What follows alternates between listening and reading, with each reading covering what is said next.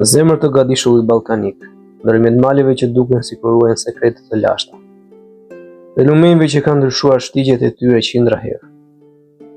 Qarkullon një mister i vjetër, se vetë mitet njerëzimi. Një mister që shumë e quajnë Atlantida e Ballkanit.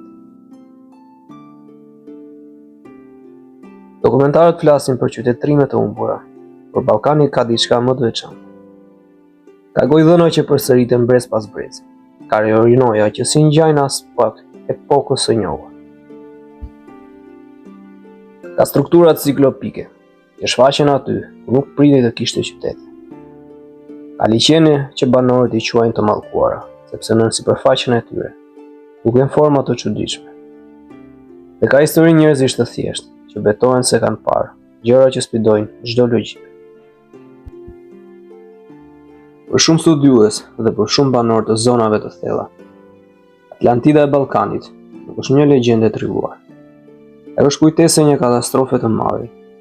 Zhduku një kulturë të tërë, ndoshta shumë më të zhvilluar, ka sa kemi menduar. Në rrëfimet më të hershme, thuhet se dikur, një periudhë të pa identifikuar të prehistorisë, Ballkani kishte një qytetërim me ndërtues të aftë, me teknika që nuk përputhen plotësisht me ilirët e njohur. Qytete të ngritura me bloqe gjigante guri, vendosura me një saktësi që as sot nuk shpjegohet lehtë. Asnjë mjet metalik nuk ka mbijetuar prej tyre. Asnjë shkrim, vetëm gur të mëdhenj, të palëvizshëm, prej mijëra vitesh, gur që duken sikur mbajnë një histori të padukshme. Sipas teorive më intriguese, ky qytetërim u zhdruk brenda natës, jo nga luftra, por nga natyra vetë. Në tërmet titan, një fundosje masive, një përmbytje me njëhershme që ndryshoi peizazhin përfundimisht. Lumenjtë ndërruan shtratë, liqenet u zgjeruan, fushat të tëra u zhduan. Dhe qytetet u mbuluan nga dheu, u fikën nga ujë, u thithën nga thellësitë, duke u shndruar në fantazma gjeografisë sovjetike. Në disa zona malore, vendasit tregojnë për qytetet nën tokë.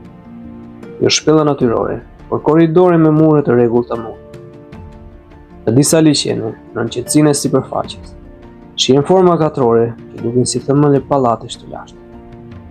Në veriun e thellë, e ishte përmendur një territor të zhdukur, një vend ku toka u hap dhe uji e mori qytetin brenda një nate. Të gjitha këto rrethime, shpërndara në distanca gjeografike dhe kohore, kërkojnë në një pikë të vetme, diku, dikur, ekzistoi diçka e madhe që u zhduk pa një gjumë të qartë. Por çfarë bëri këtë kulturë kaq të veçantë, sa për të quajtur Atlantidë? Sipas dëshmive të mbledhura në vite, thuhet se ky qytetërim ishte një kuptim shumë të avancuar të ndërtimit me gur. Nuk ishin fisë më madhe, nuk ishin barim të thjeshtë. Ishin njerëz që mendonin në shkallë të madhe, ndërtonin fortifikime, ura, themeli dhe dinin të përpunonin mjedisin e tyre në mënyrë që nuk shpjegohet plotësisht as sot. Dhe ashtu si Atlantida e Platonit, edhe ky qytetërim ballkanik, thuhet se u zhduk si ndëshkimi i natyrës, ose si pasojë një katastrofe që askush nuk e përshkroi.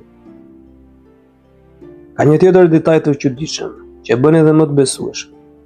Shumë prej miteve shqiptare, malazeze, bosnjake dhe maqedonse, flasin për qytete të fundosura, për rënora të mallkuara, për fshatra që zhdukën brenda natës. Këto histori të ruajtura në këngë e tregime, zakonisht mbajnë brenda vetes një bërtham të vërtetë.